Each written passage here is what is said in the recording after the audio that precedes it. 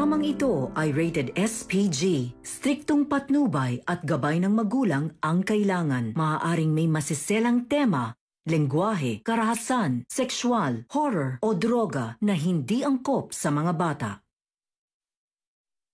Ang masamang balak ni Patricia kay Lilith. Welcome sa aking channel.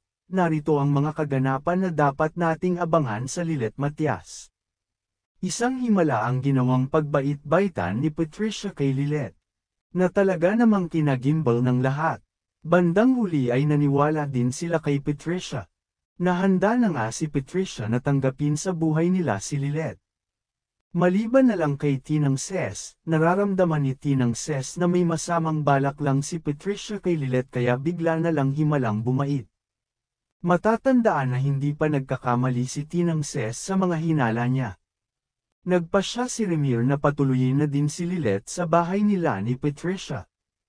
Para makapag-bonding silang pamilya kahit paano, pumayag naman si Lilith na matulog kasama sila Trixie.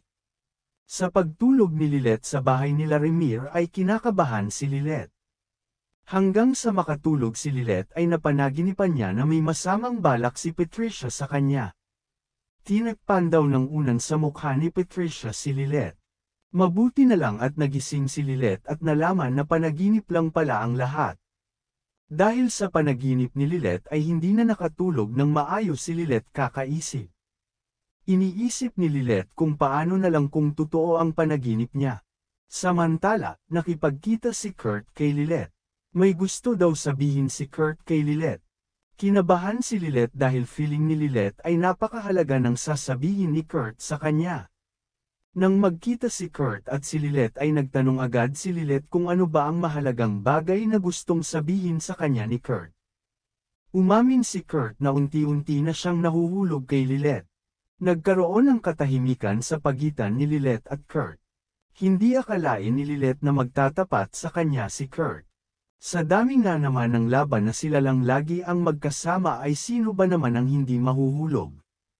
Hindi makapaniwala si Lilith. Lumakas ang tibok ng puso ni Lilith. Kinabahan siya sa mga nangyayari, hindi niya alam kung ano ang isasagot niya kay Kurt. Magkakaroon na kaya ng love life ang ating bida na si Lilith Matias. Samantala, durog na durog ang puso ni Lorena. Gusto niyang makamtan ang hustisya para sa anak na si Ino. Pagbabayarin ni Lorena lahat ng may kasalanan kung bakit siya nawala ng isang anak. Dahil hindi daw siya matatahimik hanggat malaya ang pumatay kay Attorney Meredith at sa anak na si Ino, sino naman kaya talaga ang tunay na pumatay kay Attorney Meredith? Ganon din kay Ino, may foul play kaya talagang nangyari kay Ino. O sadyang nagpakamatay si Ino, para matakasan ang batas. Dahil pinaghahanap na siya ng mga pulis, marami-rami pa tayong aabangan.